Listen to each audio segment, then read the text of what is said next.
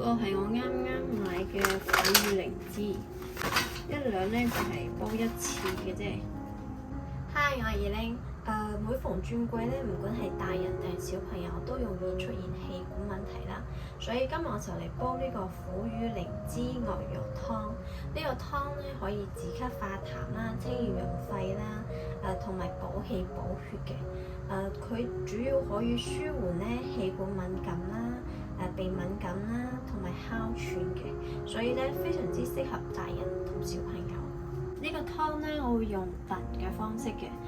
材料有腐乳靈芝1兩啦，鱷魚肉2兩啦，跟住呢個係海底椰、川貝、南北杏同埋無花果嘅，呢個係豬展肉嚟嘅，都可以換成瘦肉嚟燉啦。